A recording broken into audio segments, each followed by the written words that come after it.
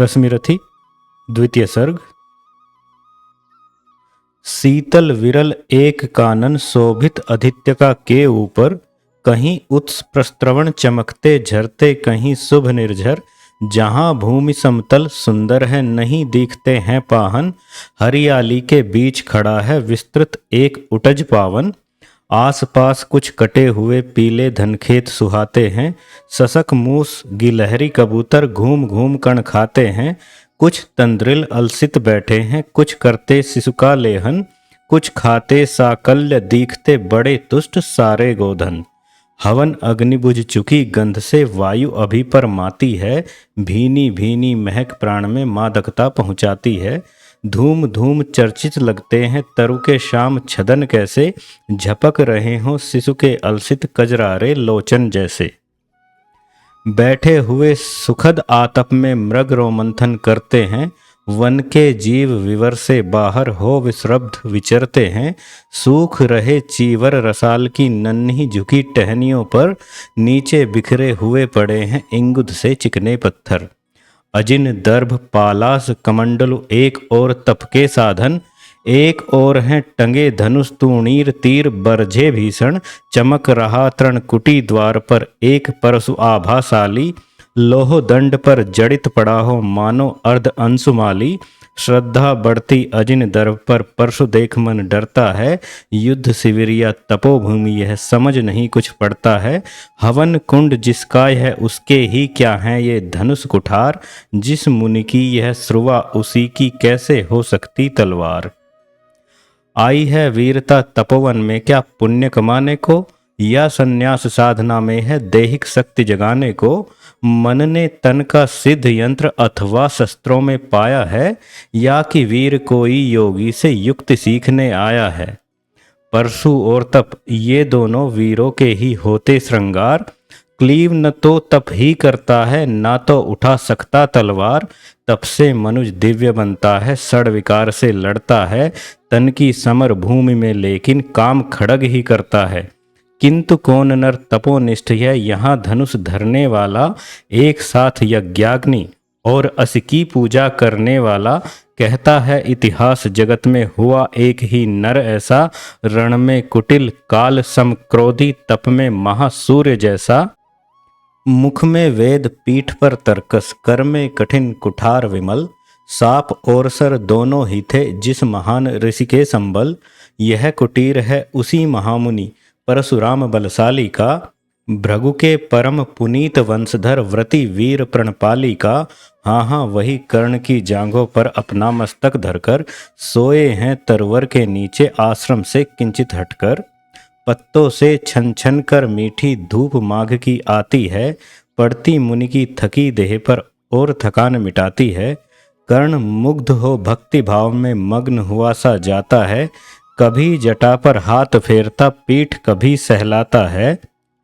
चढ़े नहीं चीटियां बदन पर पड़े नहीं तृणपात कहीं, कर्ण सजग है उचट जाए गुरुवर की कच्ची नींद नहीं। वृद्ध देह तप से क्रस काया उस पर आयुध संचालन, हाथ पड़ा श्रम भार देव पर असमय यह मेरे कारण। किंतु वृद्ध होने पर भी अंगों में है क्षमता कितनी, और रात दिन मुझ पर दिखलाते रहते ममता कितनी। कहते हैं ओ वत्स पुष्टिकर भोग न तू ये दिखाएगा, मेरे शिक्षण की कठोरता को कैसे सह पाएगा। अनुगामी यदि बना कहीं तू खान पान में भी मेरा, सूख जाएगा लहू बचेगा हड्डी भर ढांचा तेरा। जरा सोच कितनी कठोरता से मैं तुझे चलाता हूँ, और नहीं तो एक पाव दिन भर में रक्त जलाता हूँ। इसकी पूर्ति कहाँ से होगी बना अगर तू सन्यासी, इस प्रकार तो चबा जाएगी तुझे भूख सत्यानाशी। पत्थर सी हो मांसपेशियां लोहे से भुजदंड अभय, नस नस में हो लहर आग की तभी जवानी पाती जय। विप्र हुआ तो क्या रखेगा रोक अभी से खाने पर, कर लेना घनघोर तपस्या वय चतुर्थ के आने पर।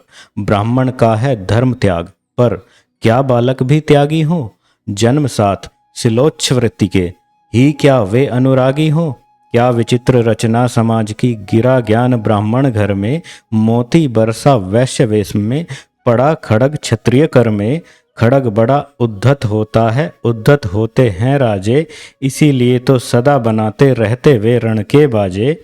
और करे ज्ञानी ब्राह्मण क्या, असी विहीन मन डरता है, राजा देता मान, भूप का वह भी आदर करता है।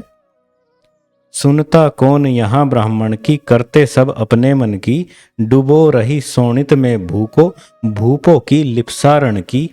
और रण भी किस लिए, नहीं जग से कुछ दैन्य भगाने को, पर शोषक पथ भ्रांत मनुज को, नहीं धर्म पर लाने को। रण केवल इसलिए कि राजे और सुखी हों, मानी हों, और प्रजाएं मिले उन्हें, वे और अधिक अभिमानी हों।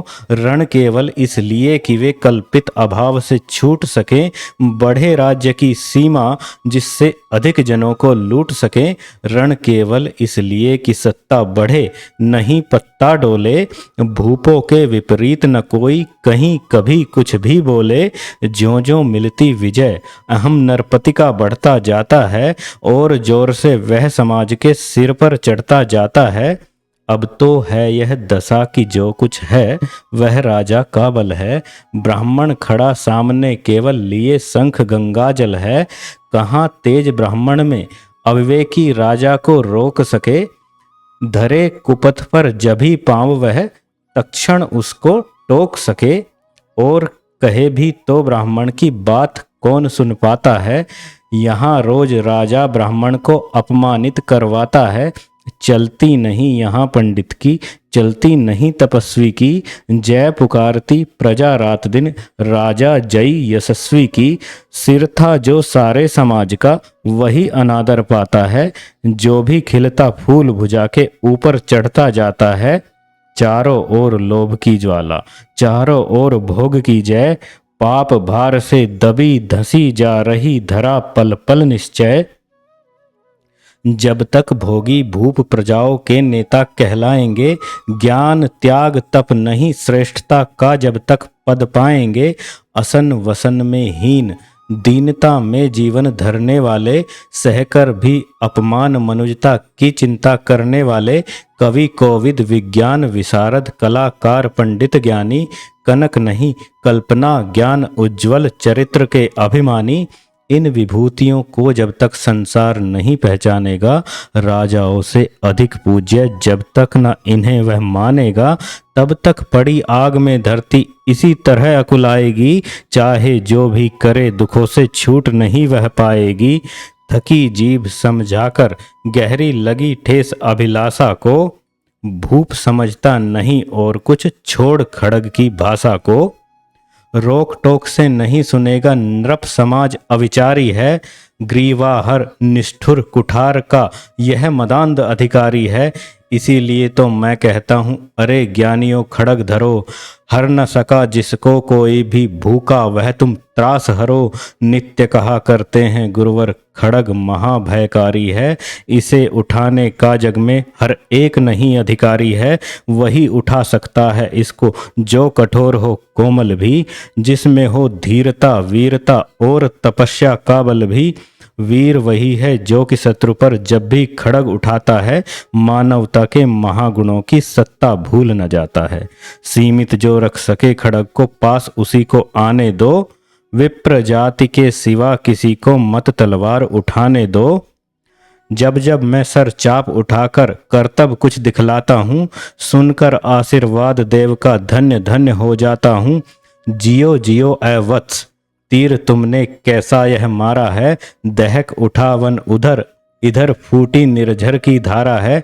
मैं संकित था, ब्रह्मवीरता मेरे साथ मरेगी क्या, परशुराम की याद विप्र की जाति न जुगा धरेगी क्या।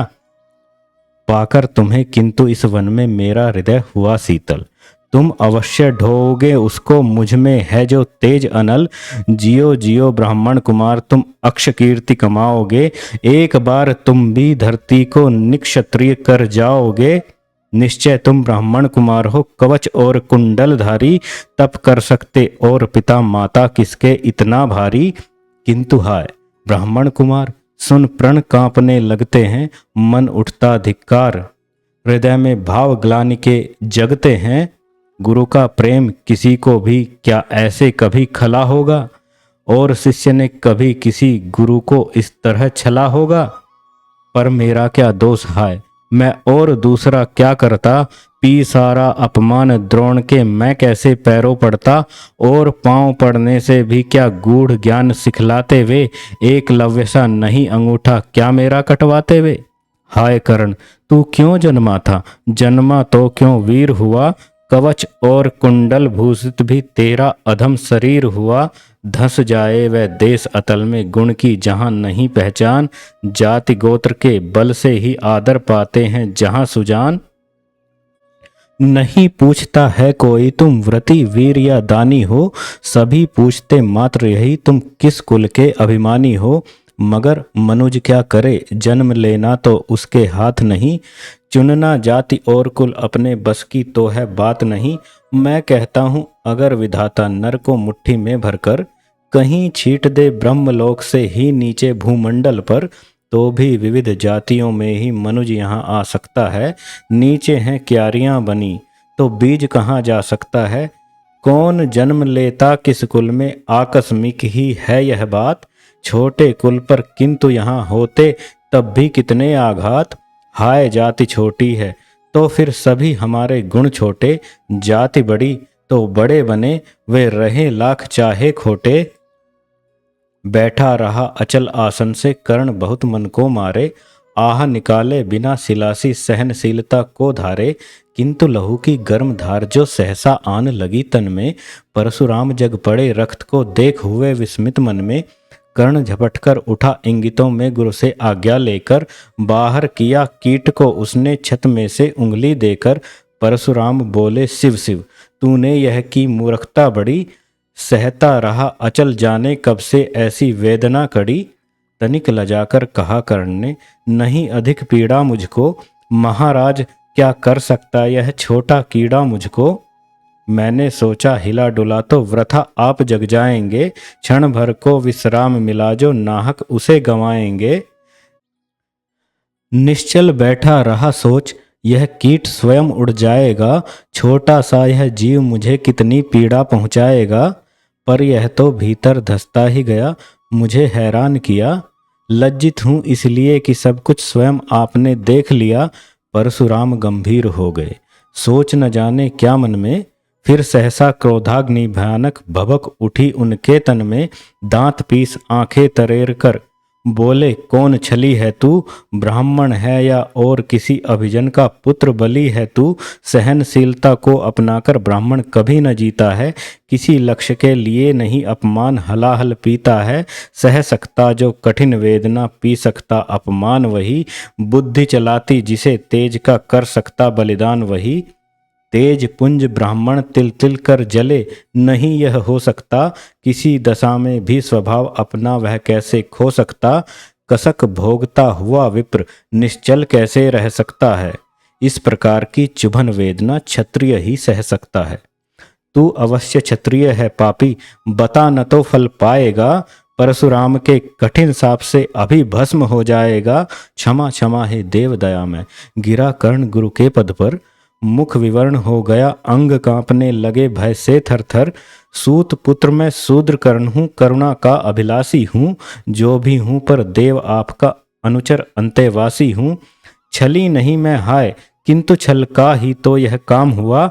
आया था विद्या संचय को, किंतु व्यर्थ बदनाम हुआ।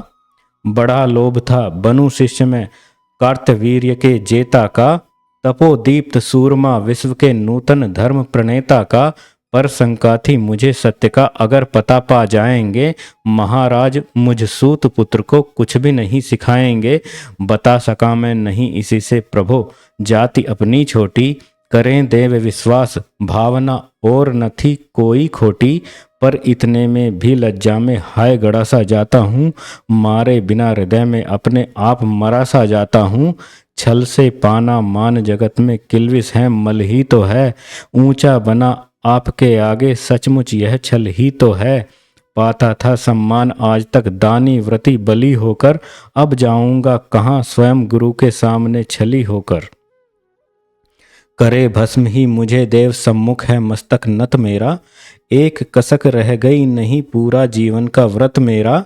गुरु की कृपा साप से जलकर अभी भस्म हो जाऊंगा, पर मदांध अर्जुन का मस्तक देव कहाँ मैं पाऊंगा।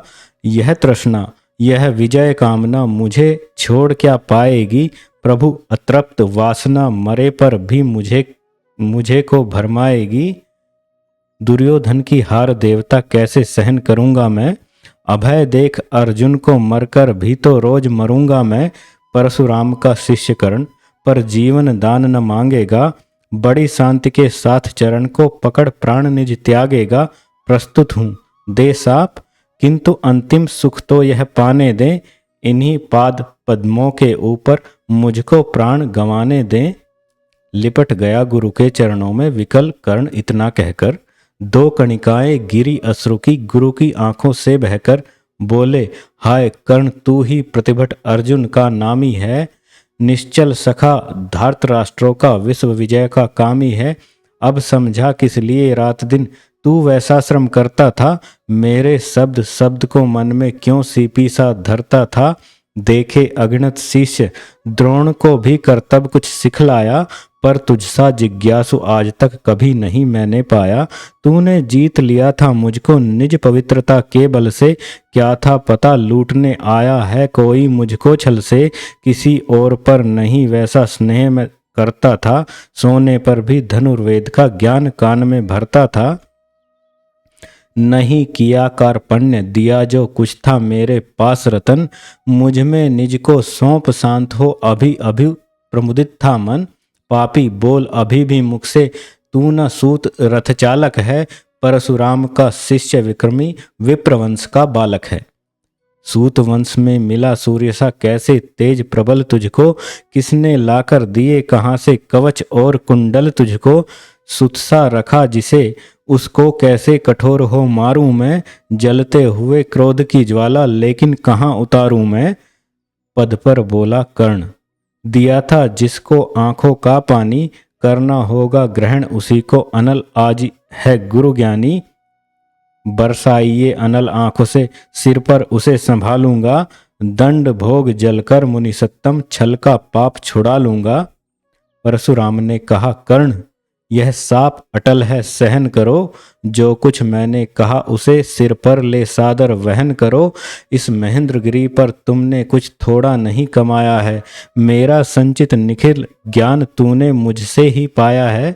रहा नहीं ब्रह्मास्त्र एक इससे क्या आता जाता है। एक शस्त्र बल से न वीर कोई सब दिन कहलाता है। नई कला नूतन रचनाएं नई सूझ नूतन साधन। नए भाव नूतन उमंग से वीर बने रहते नूतन। तुम तो स्वयं दीप्त पौरुष हो कवच और कुंडलधारी। इनके रहते तुम्हें जीत पाएगा कौन सुभट भारी। अच्छा लोवर भी कि विश्व में तुम महान कहलाओगे। भारत का इतिहास कीर्ति से और धवल कर जाओगे। अब जाओ लो विदा वत्स कुछ कड़ा करो अपने मन को। रहने देते नहीं यहाँ पर हम अभिशप्त किसी जन को। हाय छीनना पड़ा मुझी को दिया हुआ अपना ही धन। सोच सोच कर यह बहुत विकल हो रहा नहीं जाने क्यों मन। व्रत का पर निर्वाह कभी ऐसे भी करना होता है। इस कर से जो दिया उसे उस कर से हरना होता है। अब जाओ तुम कर्ण कृपा करके मुझको निस्संग करो। देखो मत यो सजल दृष्टि से व्रत मेरा मत भंग करो। आह बुद्धि कहती कि ठीक था जो कुछ किया, परंतु हृदय मुझसे कर विद्रोह तुम्हारी मना रहा जाने क्यों जय। अनायास गुणशील तुम्हारे मन में उगते आते हैं। भीतर किसी अश्रु गंगा में मुझे बोर नहलाते हैं। जाओ जाओ कर्ण मुझे बिल्कुल असंग हो जाने दो। बैठ किसी एकांत कुंज में मन को स्वस्थ बनाने दो। भय है तुम्हें निराश देखकर छाती कहीं न फट जाए। फिरा न लूं अभिशाप पिघल कर वाणी नहीं उलट जाए। इस प्रकार कह परशुराम ने फिरा लिया आनन अपना। जहाँ मिला था वहीं कर्ण का बिखर गया प्यारा सपना। छूकर उनका चरण कर्ण ने अर्ध अश्रु का दान किया। और उन्हें जी भर निहार कर मंद मंद प्रस्थान किया।